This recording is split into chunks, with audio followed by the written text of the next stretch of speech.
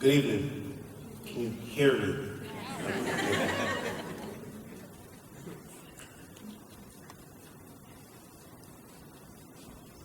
This is two works at the Nonviolence Institute. This is Ray, also works at the Nonviolence Institute. But we'll get back to them later. I grew up a couple streets on the east side. I didn't grow up in a violent family. I feel that growing up, I was very blessed.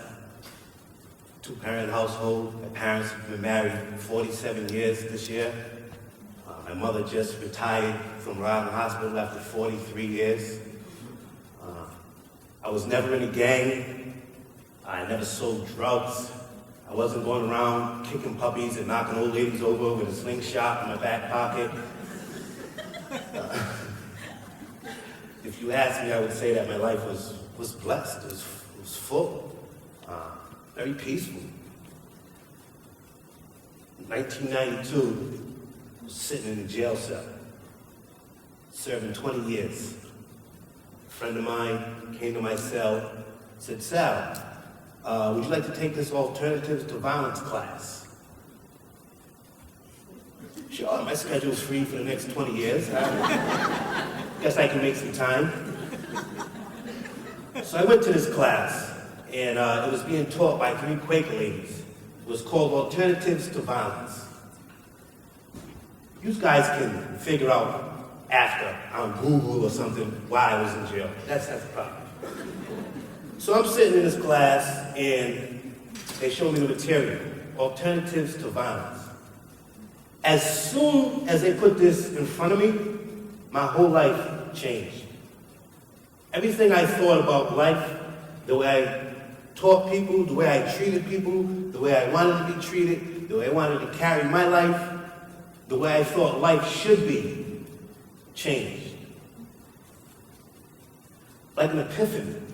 And it's funny because I now work at that same prison that I was locked up in, and these 3 ladies, this was in 1992, no one's seen them since. So I don't know what that means. I've been looking for them too, also. So to me, it's like 3 angels came down and they delivered a message to me, and I took it and I ran with it.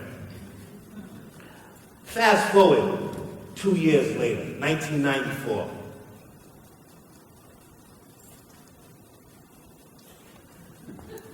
Coming back from the gym, finished working out, a couple of us walking through the yard, and I'm talking to another inmate, and we're arguing over something, and another inmate, as we would call in the jail, an OG, somebody that's doing a lot of time, in and out of jail, one of the toughest guys in prison, for some reason he thought I was talking about him.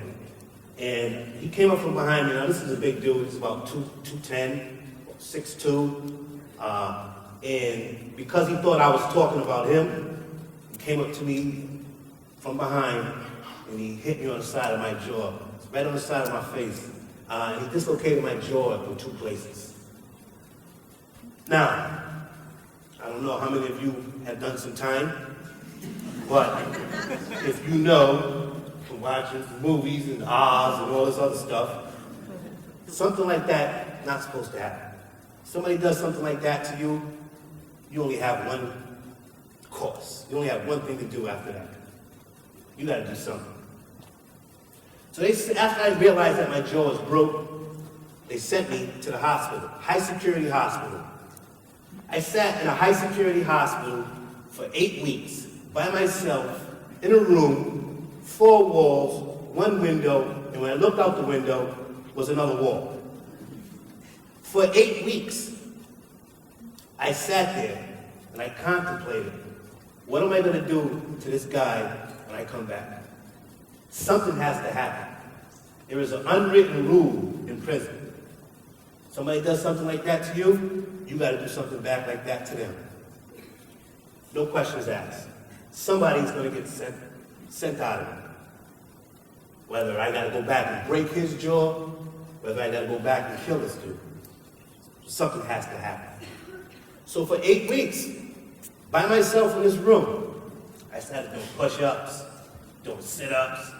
I'm running around the room because I can't go nowhere, so I'm, 50 laps, doing jumping jacks, preparing myself for what I thought I had to do when I came back to that maximum security yard.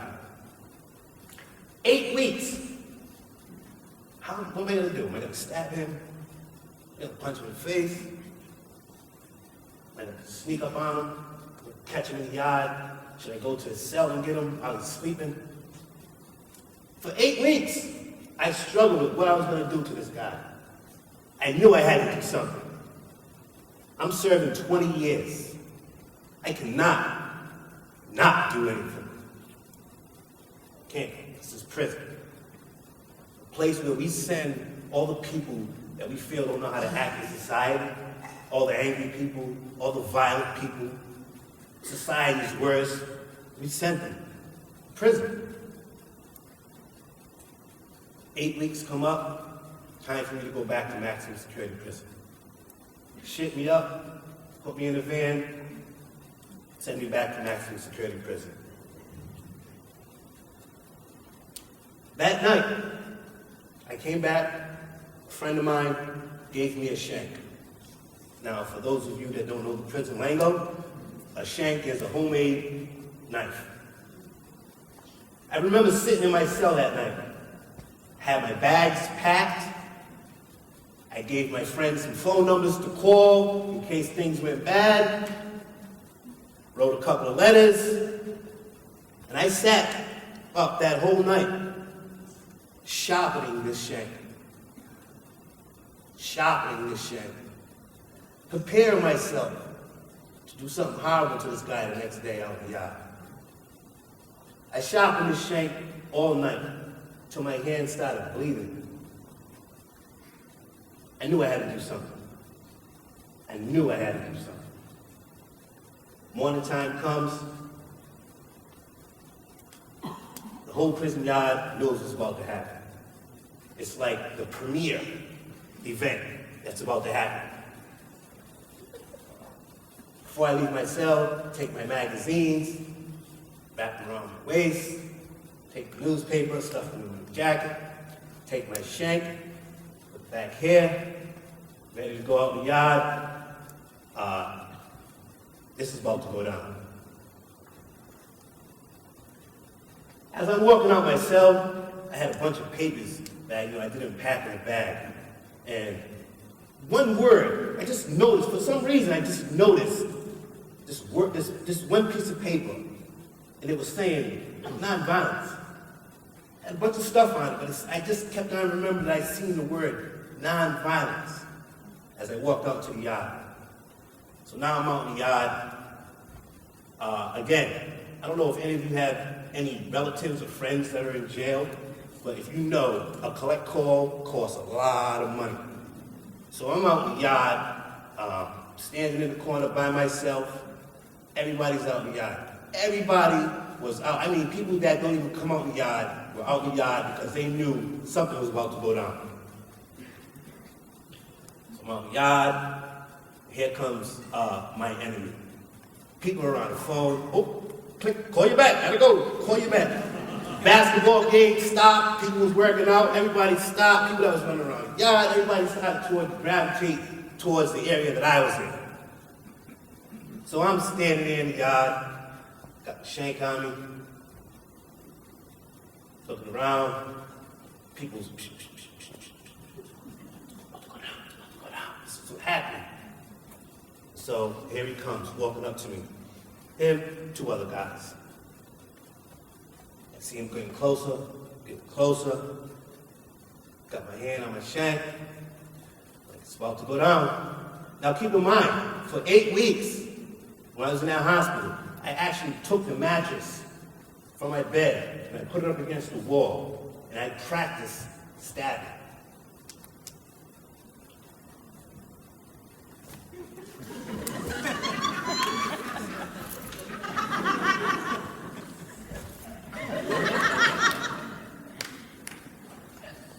Am I going to stab in the neck? Am I going to stab him in the face? How am I going to get away with this? Again, I said I packed my bags. I was ready to go. If something went down, whatever. But something had to happen. So he approaches me, comes to me face to face. He says, come on, man, let's finish this right now. And I just looked at him. He said this with a lot of conviction, too. Yo, we're going to finish this right now. And I just looked at him. And squeezed my hand on his shank, ready to pull it out. And with the same conviction, I just looked at him in the face and said, no, we're not going to fight. I didn't say, I'm not going to fight. I said, we're not going to fight. Oh, what are you, some type of punk, Sal? What, you soft? I said, no, I'm nonviolent. 400 and something people in the yard, you could hear a pin drop. People were very confused. What do you mean, no, you're not going to fight? What do you mean by being nonviolent? What is that? That's not supposed to happen. In jail, where I consider the most violent place on earth, the atmosphere, all the anger, all the bitterness, all the hatred, how can you say no? How can you not use violence? Nonviolence. I'm not a punk. I'm not soft. I'm not scared of you. I'm nonviolent.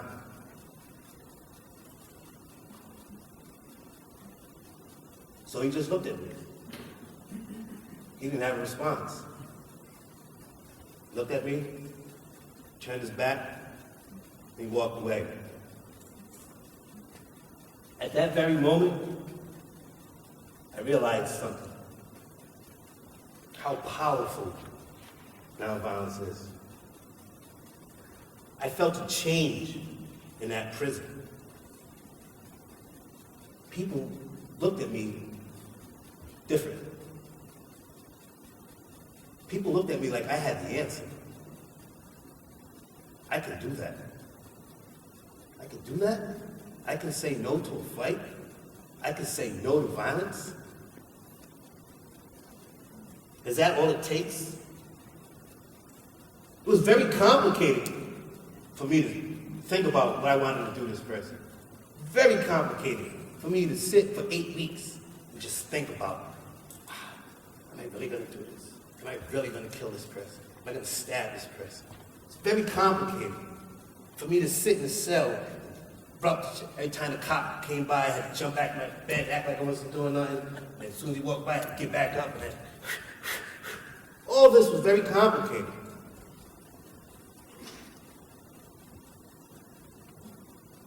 How do we stop violence, though?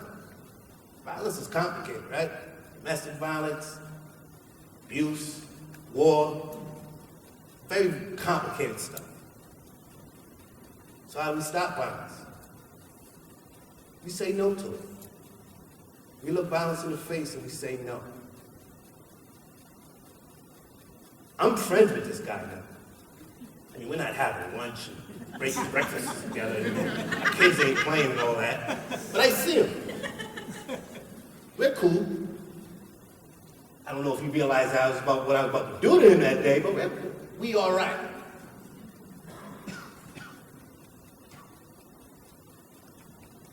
Let's go back to 2. This is 2. 2 was a leader of a gang, LP, Providence gang leader. This is Ray. Ray was a gang member for YB. About 9 years ago, 2, and it's not exactly 2, I'll get to the trouble. The 2's gang shot Ray and put Ray in his wheelchair. Ray is paralyzed from the chest down. Rival gangs. What's the power of nonviolence?